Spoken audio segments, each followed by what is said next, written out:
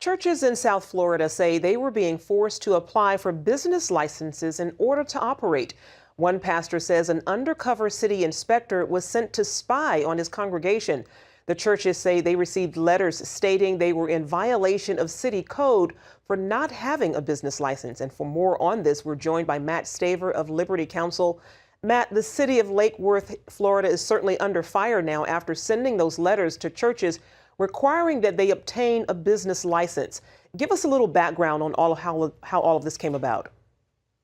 Yes, this Common Ground Church was operating, and it one day had someone show up on the outside of the window. They were taking a video by cell phone. And then at another time, they had someone come in with a hoodie and would not reveal who he was at the time and was taking information down, writing information and taking video by cell phone, and then issued a report saying that he observed the church service operating without a business license.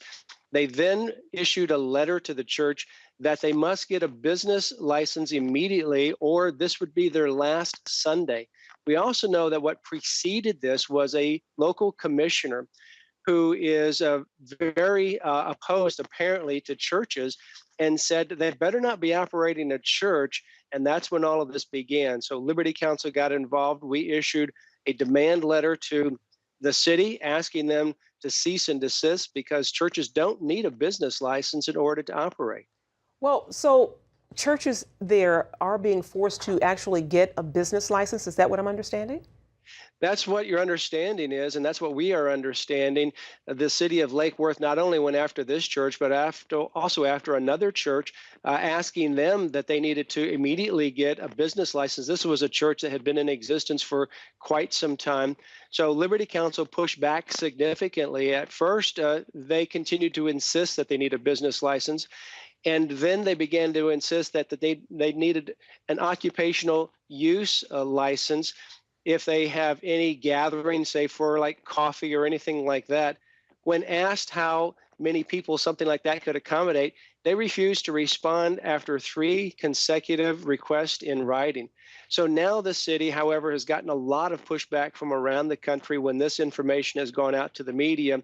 We hope to get this resolved. One of the things we know for sure, neither this church or any other church in Lake Worth needs a business license. It would be unconstitutional for them to do so. In fact, the code even exempts them from having a business license, but city officials are trying to force them to get a license and then impose a tax on them. This is something that's clearly impermissible. So it certainly would be, if you get a business license, you would be required to pay certain taxes. Is that what this is all about?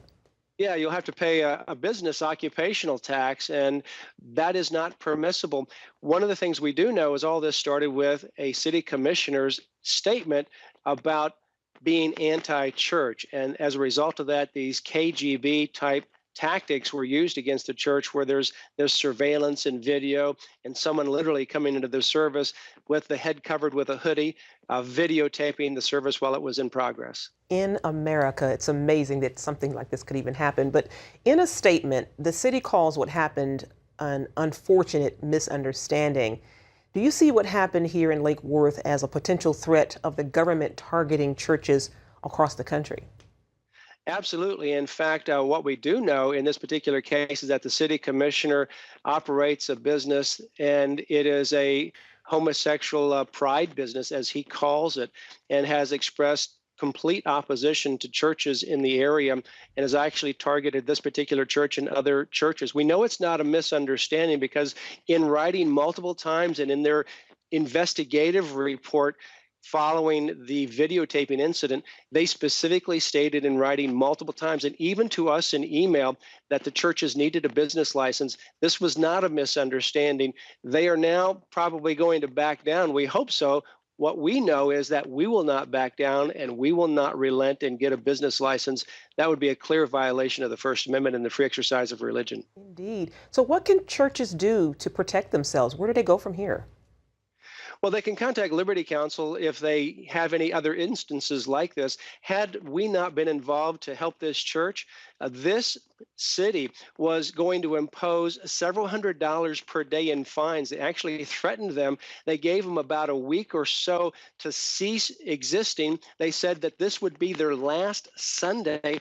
And then they went to the landlord and began to intimidate the landlord, trying to get the landlord to break the lease with the church. The landlord decided not to do so and to stand strong.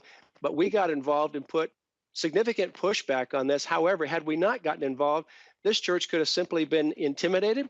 But even if they wanted to stand, they went after the landlord to try to break the lease. So this was a very significant threat to the church. And I think churches ought to maintain their vigilance and contact Liberty Counsel if they have any situations like this. Matt Staver, thank you so much for informing us and for being with us today. Thank you. My pleasure to be with you.